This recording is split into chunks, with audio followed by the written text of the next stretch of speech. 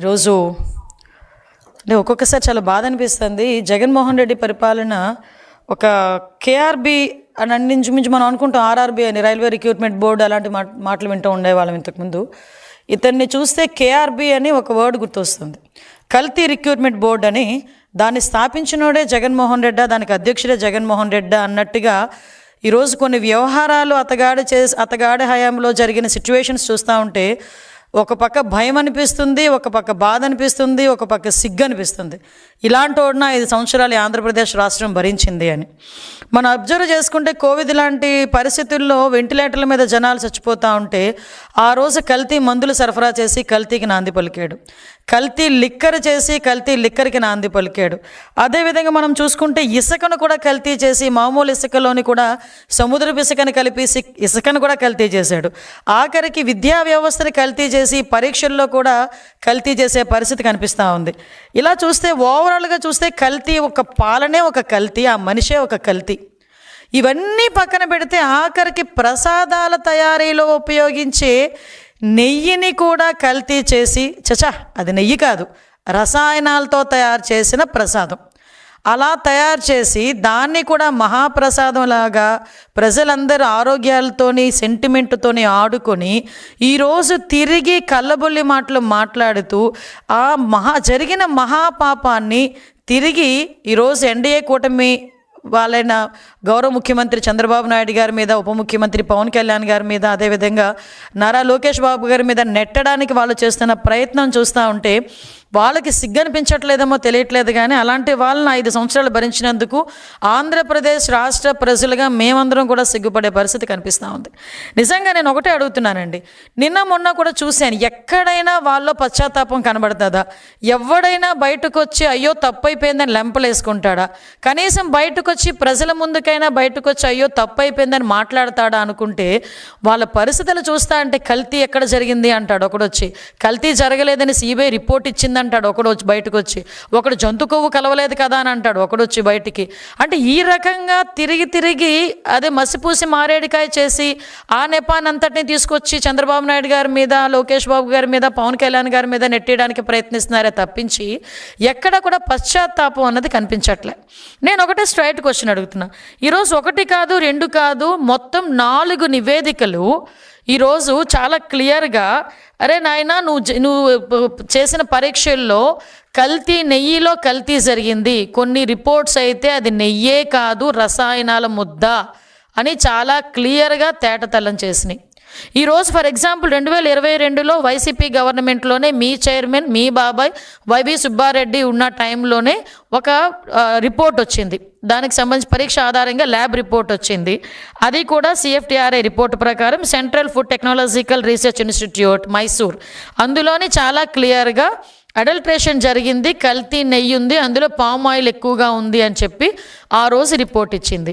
మరి ఆ రోజు రిపోర్ట్లో నెయ్యిలో కల్తీ జరిగింది అన్నది క్లియర్గా కనిపించింది కదా. ఆ తర్వాత NDDB report, national dairy development board, ఇది కూడా కేంద్ర ప్రభుత్వ ఆధ్వర్యంలో నిర్వహించే ల్యాబొరేటరీ, ఇందులో కూడా చాలా క్లియర్గా కల్తీ జరిగింది, అందులోని జంతు కొవ్వు సంబంధించిన ట్రేసెస్ కూడా కనిపించినాయి అని ఆ రోజు రిపోర్ట్ ఇచ్చారు.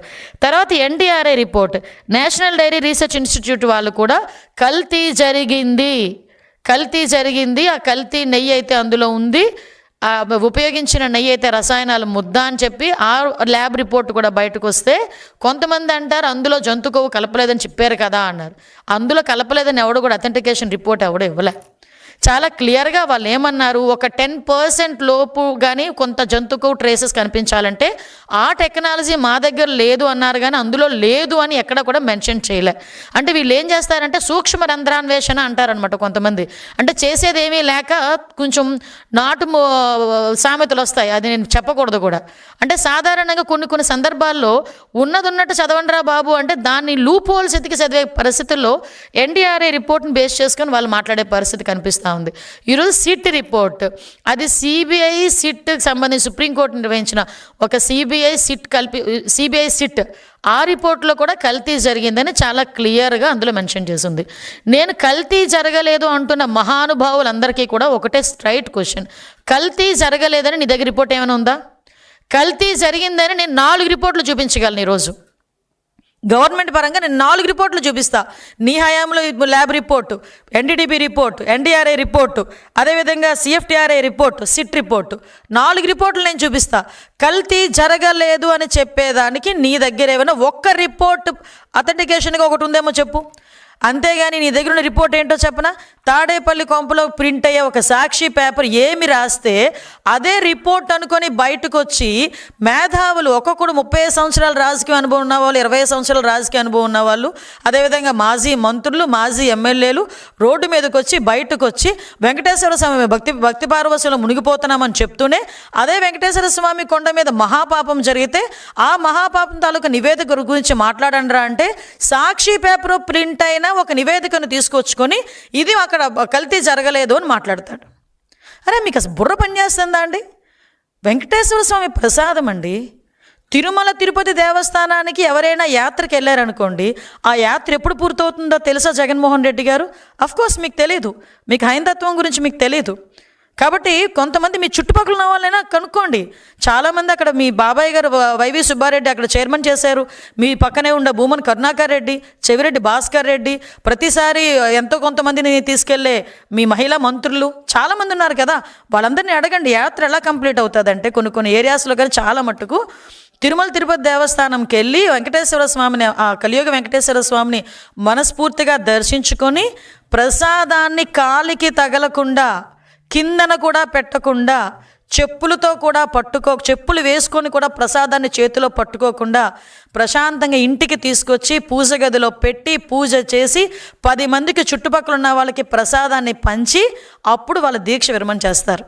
అది తిరుమల తిరుపతి దేవస్థానం తాలూకా యాత్ర మహత్యం. అప్పుడే యాత్ర కంప్లీట్ అన్నట్టు. ఒక ముడుపు కట్టుకొని ఎంతో ఆశతో ఆ ముడుపు తీసుకెళ్ళి ఆ తిరుమల తిరుపతి దేవస్థానంలో వేసి ప్రసాదం తెచ్చుకుంటారు. మీరు తిరుమల తిరుపతి దేవస్థానానికి వెళ్ళిన తర్వాత తిరుపతి వెళ్ళామంటే దర్శనం బాగా జరిగిందా ఫస్ట్ క్వశ్చన్. సెకండ్ క్వశ్చన్, ప్రసాదం ఎక్కడ? ఇది కామన్గా ఎంత కోటీశ్వరుడైనా అపర కోటీశ్వరుడైనా కూడా తిరుమల తిరుపతి దేవస్థానంకి తిరుపతి వెళ్ళాను అంటే ప్రసాదం తెచ్చావా అని అడుగుతారు. అంటే తిరుమల తిరుపతి దేవస్థానంలో కలియుగ వెంకటేశ్వర స్వామి దర్శనం ఎంత గొప్పో, ఆ కలియుగ వెంకటేశ్వర స్వామి దర్శనం తర్వాత ఆయన ఇచ్చే ప్రసాదాన్ని కూడా అంత గొప్పగా స్వీకరించేటంత సనాతన ధర్మం కలిగిన మన హైందవత్వం ఇది. అటువంటి ప్రసాదాల్లోని నెయ్యి అన్న ఒక పదార్థం అనేది చాలా ప్రాంప్ట్ అనమాట. ఎందుకంటే పోటు పక్క నుంచి వెళ్తే ఆ నెయ్యి గుమగుమలకి ప్రసాదం ఇక్కడ తయారు చేస్తున్నారు అని ఈవెన్ దో మన సంచిలోని ఆ ప్రసాదం తెచ్చుకున్న ఆ గీ స్మెల్ కొన్ని రోజులు పోదు. అంటే అంత మంచి గీ వాడతారు. ఏమంటే ప్రసాదాల్లో తయారు చేసిన నెయ్యిని కూడా కల్తీ చేశారంటే వీళ్ళు కల్తీ బతుకుల గురించి మనం ఒక్కసారి ఆలోచిస్తే జుగుప్సాకరంగా కనిపిస్తుంది. నిజంగా ఎలాంటి వాళ్ళైనా ప్రజలు కూడా ఈరోజు ఆలోచిస్తున్నారు. వాళ్ళలో కూడా ఏంటండి, వాళ్ళు వాడే రసాయనాలు ఏంటి? 60 లక్షల కిలోల పామాయిల్, 60 లక్షల కిలోల పామాయిల్ ఉపయోగించారు. పామ్ కెర్నల్ ఆయిల్ ఉపయోగించారు. 8.90 లక్షల acetic acid, Easter, lactic acid, food grades, monoglycerides, beta keratin. ఈరోజే తెలిసింది లబ్సా ఎందులో యూజ్ చేస్తారో తెలుసా అండి? బాత్రూమ్ క్లీనర్స్కి ఉపయోగించే ఒక కెమికల్ని దేవుడికి పెట్టే ప్రసాదంలో కలిపి అలాంటి దాన్ని కూడా తీసుకొచ్చి ప్రజలకు అప్పచెప్పి వాళ్ళ మనోభావాలతోనే కాకుండా వాళ్ళ ఆరోగ్యాలతో కూడా ఆడుకున్నారంటే నిజంగా క్షమించాలా అని అడుగుతున్నాను. నేను ఈ క్వశ్చన్ క్షమించాలని అడుగుతున్న క్వశ్చన్ ప్రజలను అడుగుతున్నాను. ఇలాంటి వాళ్ళని క్షమించాలా? ఇంకా మన మధ్యలోని వీళ్ళు మనుషులుగా తిరిగే అర్హత ఉందా వీళ్ళకి? ఎంత మహాపాపానికి వడిగట్టారండి. ఇది మహాపాపం కాదా?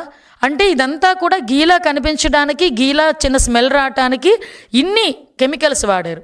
అంటే ఇక్కడ లబ్సా గురించి మాట్లాడితే ఇందాక మనం చాలా మాధ్యమాల్లో కూడా చూసాం. అసలు ఆ లబ్సా అనేది ఎందుకు కొనుగోలు చేశారు అంత క్వాంటిటీ ప్రకారం? చాలా వాటికి సమాధానం చెప్పాల్సి వస్తుంది. ఈరోజు కల్తీ జరగలేదన్న మహానుభావులందరూ కూడా ఈరోజు అదేవిధంగా ఒకసారి చూస్తే ఇక్కడ అసలు నాకు ఇప్పటికీ కూడా అర్థం కాని ఒక లాజిక్ అనమాట. అంటే నేను సిట్ రిపోర్ట్ చూశాను. నెక్స్ట్ ఇంకొక విషయం చెప్పాలండి, దాని తర్వాత దీని దగ్గరికి వస్తా. కరెక్ట్గా ఇంకా సిట్ ఛార్జ్ షీట్ వస్తుంది అని, సిట్ రిపోర్ట్ వస్తుంది ఇంకో 4-5 రోజుల్లోనో లేకపోతే 2-3 రోజుల్లోనో అనేసరికి ప్రజల తాలూకా మైండ్ సెట్ని ప్రిపేర్ చేయడానికి ఒక అబద్ధపు మూక బయలుదేరింది. నేను ఆ రోజే అనుకున్న, గ్యారంటీగా అందులో ఏదో ఉంది, అందుకే వీళ్ళు మొదలుపెట్టారు అని. 3 రోజుల ముందు నుంచి ఇంకా ప్రజలకు అథెంటికేషన్గా ఒక పేపర్ రాలే, ఏది రిపోర్ట్ రాలే. కానీ 3 రోజుల ముందు నుంచి ఇందులో జంతుకోలేదని సిబిఐ చెప్పింది, జంతుకోలేదని సిబిఐ చెప్పింది, జంతుకోలేదని సిబిఐ చెప్పింది. అంటే ప్రతి ఒక్కరు ఎలా ఆలోచించారంటే జంతుకోలేదా అంటే కల్తీ జరగలేదా? అది కాదు కదా, రిపోర్ట్ వచ్చిన తర్వాత చూసాం అందులో అడల్ట్రేషన్ జరిగింది, జంతు కొవ్వు ఉంది, 254 కోట్లు ఎవరి జేబులోకి వెళ్ళినాయి, ఇంత స్కామ్ జరిగింది. వైవి సుబ్బారెడ్డి తాలూకా పిఏనే ఇంచుమించుగా 4,50,00,000 రూపాయలు ట్రాన్సాక్షన్స్ అందులో కనిపించినాయి. ఇవన్నిటిని ఏమార్చడానికి ఒక రాక్షస మూకలాగా బయటకు వచ్చి ఒక జనాల్ని తప్పుడుదో పట్టించే విధంగా ఎగ్జాక్ట్లీ వాళ్ళ బాబాయ్ హత్య చేసినప్పుడు ఏ రకంగా మైండ్ గేమ్ ఆడాడో అదే సేమ్ మైండ్ గేమ్ 3 రోజుల ముందు నుంచి, అంటే ప్రభుత్వానికి సిట్ రిపోర్ట్ పంపిస్తారన్న 3 రోజుల ముందు నుంచి యాస్టీస్ పాట పాడడం మొదలుపెట్టారు. అంటే ప్రజల్ని ట్యూన్ చేయడం మొదలుపెట్టారు. ప్రజలేమి ఎర్రివాళ్ళు కాదబ్బా, ప్రజలు చదువుకున్నారు. వాళ్ళకి దేవదేవుడు కలియుగ వెంకటేశ్వర స్వామి మీద ఒక భక్తిభావం ఉంది. నేను నిజంగా ఒక మాట చెప్పాలబ్బా, ఎందుకంటే ఇన్ని రోజులు కల్తీ జరిగిన తర్వాత ఇన్ని రోజులకి బయటకు వచ్చిందంటే అది నిజంగా నాకు తెలిసి వెంకటేశ్వర స్వామి బయటకు చెప్పించారేమో. నిజంగా వెంకటేశ్వర స్వామిని నమ్మిన వ్యక్తిగా నేను మాట చెప్పాలి. ఎందుకంటే వెంకటేశ్వర స్వామి బతికించిన జీవితాన్ని ఇచ్చిన చంద్రబాబు నాయుడు గారు ఒకనొక టైంలో ఆయన అన్ని ల్యాండ్ లైన్స్ పేలినా కూడా బయటకు వచ్చి ఆయన బతికి బయటకు వచ్చి ఈరోజు అతని సేవ చేసుకుంటా ఉంటే ఆ దేవదేవుడు సేవ చేసుకుంటున్నారు ఆయన. అటువంటి ఆ వ్యక్తి నోట్లోంచి బయటకు వచ్చింది. అతని ద్వారానే ఈ కల్తీ వ్యవహారం అన్నది కూడా బయట పెట్టాలని ఆ దేవదేవుడు అనుకున్నాడేమో, కలియుగ వెంకటేశ్వర స్వామి అనుకున్నారేమో, అందుకే ఇలా వచ్చిందేమో. ఆఖరికి ఎన్ని అవమానాలు పడ్డారండి. బయటకు వచ్చి చంద్రబాబు నాయుడు గారు క్షమాపణ చెప్పాలి, లోకేష్ బాబు గారు క్షమాపణ చెప్పాలి, పవన్ కళ్యాణ్ గారు క్షమాపణ చెప్పాలి. అసలు క్షమాపణ కాదు, క్షమాపణే లేని పనిష్మెంట్ ఏదైనా ఉంది అనుకుంటే మీకు ఇవ్వాలి ఇప్పుడు. అలాంటిదండి ఈరోజు మళ్ళీ చూస్తే అందులోని మళ్ళీ వీళ్ళు మాట్లాడతారు. టెండర్ ఫైల్ కనుక మనం చాలామంది అందరికీ తెలుసు, టెండర్ ఫైల్లో నెయ్యి ఎలా వస్తుందండి? పాలుంటే నెయ్యి వస్తుంది, అంతే కదా. పాలే అవసరం లేదంట. రోజుకి 4 లక్షల లీటర్లు పాలు కెపాసిటీ ఉండాలి ఆ కంపెనీకి అన్న నిబంధన ఎత్తిపడేసి అందులోని కూడా రోజుకి 4 లక్షల లీటర్లు ఉండాలన్న పరిస్థితి లేదు. వాటితో పాటు కండిషన్ 19 అది కండిషన్ 18లో కూడా 3 సంవత్సరాల అనుభవాన్ని 1 సంవత్సరానికే తగ్గించారు. టర్నోవర్ని కూడా 250 కోట్ల నుంచి 150 కోట్లకు పడిపోయింది. ఆఖరికి FSSAI రిపోర్ట్ ఉండాలి, దాని సర్టిఫికేషన్ ఉండాలి అన్న నిబంధనను కూడా పక్కన పడేశారు.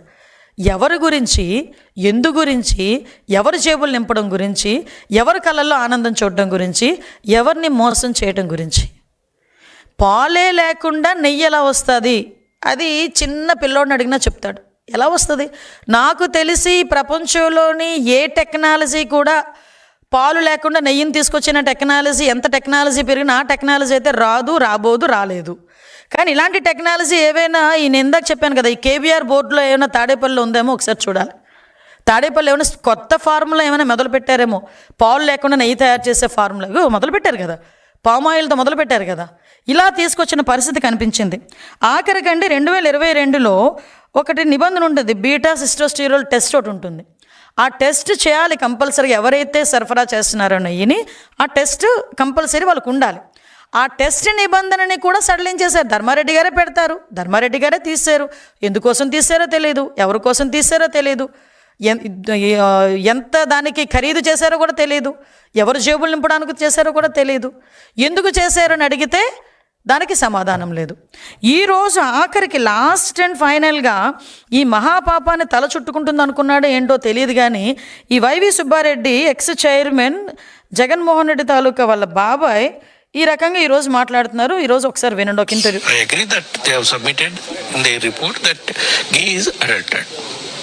And they have also mentioned adulterated ghee supplied because of so many people's involvement and some officers' involvement, some third persons' involvement in the, all those people were named and charge-sheeted also.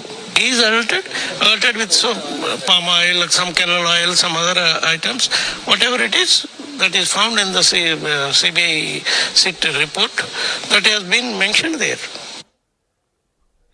విన్నారు కదండి, నిన్నటి వరకు కల్తీ జరగలేదు అనుకునే పెద్ద మనుషులందరూ ఇప్పుడు ఏం సమాధానం చెప్తారు?